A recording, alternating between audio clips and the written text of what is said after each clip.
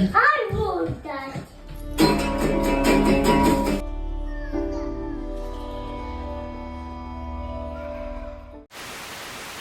Tonight, Rykelan Brown's father, Joshua Emmons, is charged with murder. Emmons was granted custody of the child in March. Less than 2 months later, the young boy was dead.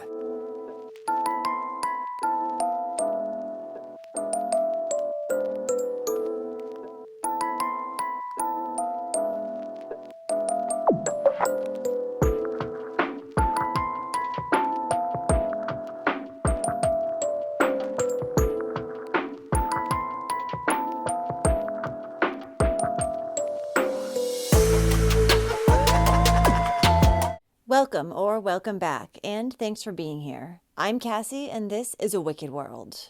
The story I have for you today is a very, very frustrating one about a little boy who wasn't listened to, who was just written off as a child who was making up stories. And had authorities just taken him seriously, he'd still be here today. This is the story of Rykelan Brown.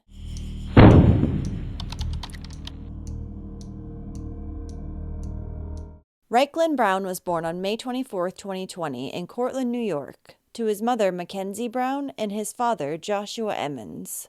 Rykelan was an amazing little boy who was affectionate, creative, joyful, and silly. He loved to dance but hated when people sang along to songs. Some of Rykelan's favorite things were dinosaurs, cars, construction vehicles, bananas, and being read to at bedtime, or really any time, as he had such a love for reading. His favorite books included Grumpy Monkey and Llama Llama Red Pajamas. Rykelan also liked playing outside, going to school at his Head Start program, and snuggling with his foster mom while he watched some of his favorite movies like Cars. On July 16, 2021, when Rykelan was just 13 months old, he was placed into foster care with Samantha and Theo Adams, whom he knew as Mom and Dad. His father wasn't in his life, and he had been removed from his mother's custody by Child Services, as she was homeless and struggling with mental illness and drug addiction at the time. When the little boy was placed into Samantha and Theo's care, he flourished. He was well loved and well taken care of. His foster mom, Samantha, would say, "He was so happy and smiley from day one. Just so cute. He was just about starting to walk." One of my favorite memories is probably within the first week of having him. The first time we really made him laugh was when we had turkey burgers for dinner. We kept saying, "turkey burger," and he thought it was hilarious. So things were going well, but then suddenly in the summer of 2023, Rykelan's biological mother, Mackenzie, reached out to his foster parents and told them that Joshua Emmons was the boy's biological father, and he wanted custody. Joshua had taken a paternity test in August, and 1 month later, he filed for custody of the son he hardly knew. Now, Samantha and Theo were very worried that they would lose custody of Rykelan to a man who had had nothing to do with the child up until now. So they hired a lawyer in hopes that they could keep the little boy. They were told, however, that since Joshua was the boy's real father, they would have very little chance of being able to keep him. Then, starting in September, Joshua was granted supervised visits with Rykelan. But once he was allowed to start seeing his son, Joshua would often make up excuses as to why he couldn't come to the visits. Or he would just simply not notify anyone and not show up. This, of course, left the toddler feeling very sad and confused.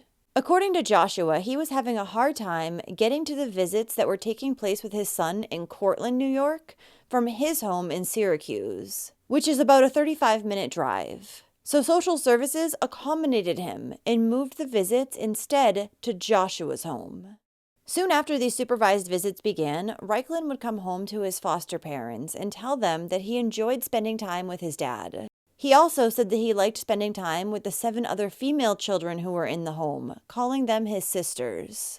At that point, Joshua was engaged and living with his fiancée, her 5 daughters, and their 2 shared children. So what Rykelan's foster parents didn't know about the situation was that Rykelan's biological father, Joshua, had recently been released from jail after he had been convicted in 2019 of brutally beating a 3-year-old boy. A woman named Kimber M. and Rykelan's father Joshua had lived together in an apartment in Syracuse back then. Her 3-year-old son also lived with them. They had lived together for about 6 months when Kimber left Joshua in charge of her son while she worked a late shift. That was in January of 2019. Now, Joshua would often watch the child while Kimber went into work. According to her, he was generally safe around children, whatever that means in that sense. I feel like a person either is or isn't safe around children. When you say generally, that's just as good as a no. They're not. But anyways, the morning after her late shift, Kimber got her son up and began to undress him for his bath. That's when she noticed bruising on his face, arms, buttocks, chest, and back.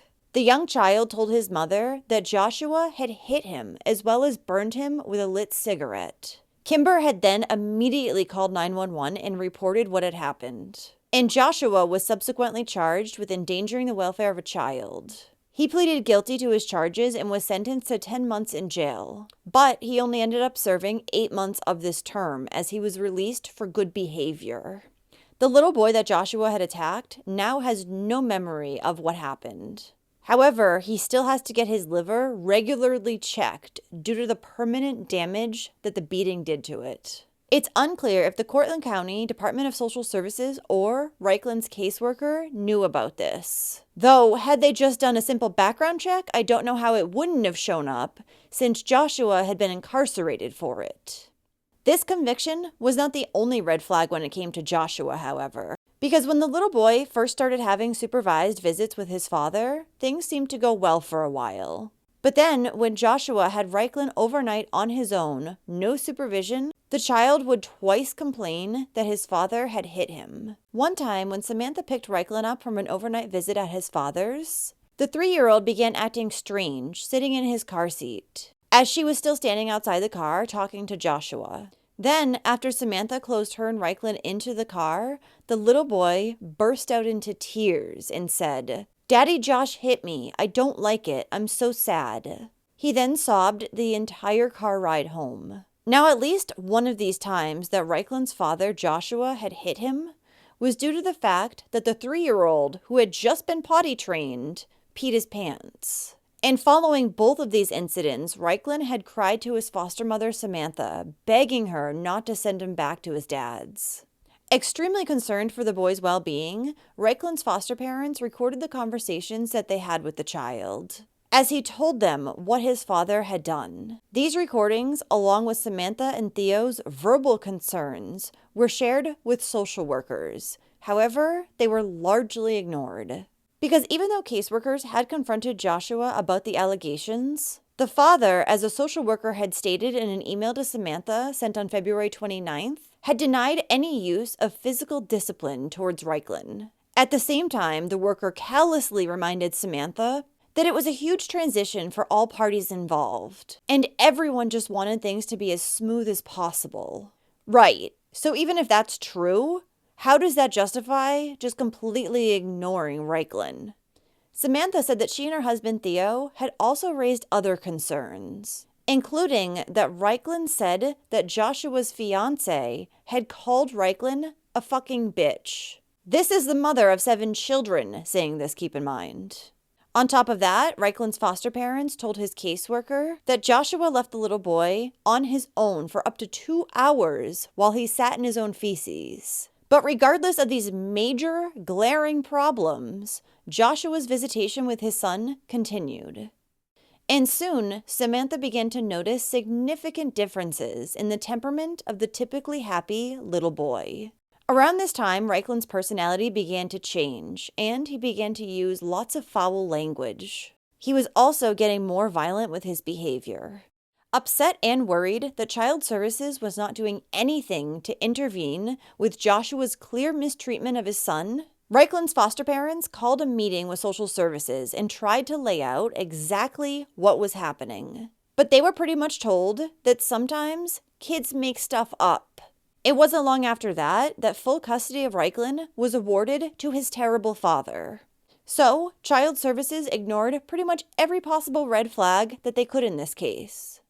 Rykelan was placed into the custody of his father on March 26th, and regardless of Joshua promising Samantha and Theo that they would be able to see the little boy, this never happened. The foster parents were supposed to get weekend visits with Rykelan.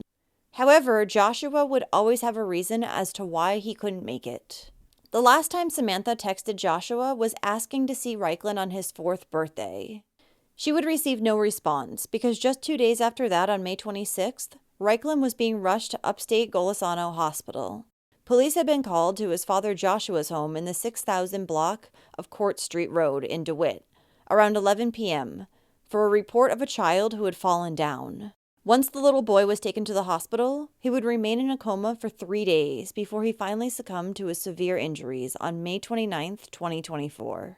Initially, Rykelan's father, Joshua, would tell authorities that the little boy had just taken a nasty accidental tumble down the stairs in their home. And for months, apparently, police believed this narrative because Joshua remained a free man. Rykelan's foster mother, Samantha, would say that when they saw the boy's little battered body lying in the hospital bed, she knew exactly why Joshua had denied all the visits that they were supposed to have with him. It was clear to her that Joshua had been abusing the boy over a period of time and wanted to hide it from them. An autopsy would determine that Rykelan had died from blunt force trauma to his head, and not from falling downstairs, but rather either by shaking, striking, or slamming him into something. The little boy also had bruises all over his body. It wouldn't be until months after Rykelan's death that police would finally arrest his father Joshua on July 30th. Now I'm wondering if the reason why it took so long to arrest him is because so many people in the system had fucked this up by giving Rykelan back to his dad to begin with. Originally, Joshua was charged with manslaughter and endangering the welfare of a child, but a charge of second-degree murder would also later be added. At the time of his arrest, police found 26-year-old Father of the Year Joshua hiding under his basement stairs with a blanket covering his body, like the complete coward that he is. He is currently behind bars, still awaiting his trial. It's been an emotional few months for Samantha Adams, who fostered 4-year-old Rykelan Brown for nearly 3 years before he died. The feelings of just how real it is that he's gone, all brought back now that his biological father has been charged with killing their young boy that was so full of life. He would be so looking forward to school. He was in Head Start for a year and a half. And so he had been starting preschool in the fall, and I know he was so excited for that. He loved school, loved his teachers, despite us telling them about the abuse that Rykelan shared with us. Despite now we know that, they knew about his 2019 conviction, and there were other, open CPS issues in their home for things like cleanliness and lice and things. And we were just told that there was absolutely nothing stopping this man from being worthy of custody. Rykelan wasn't ours biologically or technically legally, but as far as we were concerned, he was ours. We loved him, we raised him, and they gave him to a monster. There's no way to really come to terms with that, I think, when their whole job is to protect him. When they looked me in the eye and told me that they cared about his well-being, and then 2 months later he was dead. According to Rykelan's biological mother, Mackenzie Brown, she had been trying to get custody back of her son for years. She said that she had done everything that social services had asked of her, getting clean through a rehab program and obtaining a job so that she could rent an apartment. But social services was still not yet ready to give her back custody. They were, however, willing to give custody of Rykelan back to his deadbeat abusive father, who hadn't even been in his life until about a year prior to his death. According to Cortland County Social Services, they had in fact done a background check on Joshua, and they had no idea how they had missed his case of harming another child back in 2019. Since Rykelan's death, his foster mother, Samantha Adams, has been posting public stories, photos, and videos of Rykelan on her Facebook account. She also has dedicated a website to him, commemorating the once vibrant boy that he was. Samantha said that she has one request for people who want to honor Rykelan's life. She said, if you have little ones in your life, read them an extra book in Rykelan's name tonight. If Rykelan asked for hugs or to be picked up to snuggle for 5 minutes before he went to bed, I never said no. I don't regret it one bit. He deserved the world. When the little boy died, his heart and kidneys were donated to other children in need. His foster mother, Samantha, also raised money through a GoFundMe to pay for the little boy's funeral expenses. That funeral would then be held on Saturday, June 8, 2024, at Riccardi Funeral Home in Cortland. Those who were in attendance had been asked to wear clothing items that included some of Rykelan's favorite things: cars, trucks, construction vehicles, dinosaurs, and Paw Patrol.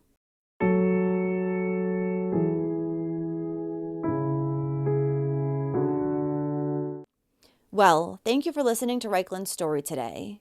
This is going to be one of the most infuriating stories involving child services and them blatantly not doing what they're supposed to do: protect children. Had they just listened to Rykelan and his foster parents, he would still be alive today. He had two people who clearly loved him so very much, but instead of letting him stay in their home, he was sent to live with his father, who was abusive, hadn't had anything to do with him in years, and already had 7 other children living with him. It makes no logical sense. So if you like true crime and you want to hear it from me, then don't forget to hit that subscribe button below. And turn on your notifications too, so you'll know when I upload a new video, which is at least 3 times every single week. Thanks for watching A Wicked World today. Until next time, take care, guys. Bye. Thank you to all the patrons of A Wicked World. Now, there's even more of A Wicked World on Patreon. So check it out at patreon.com/awickedworld or use the Patreon app.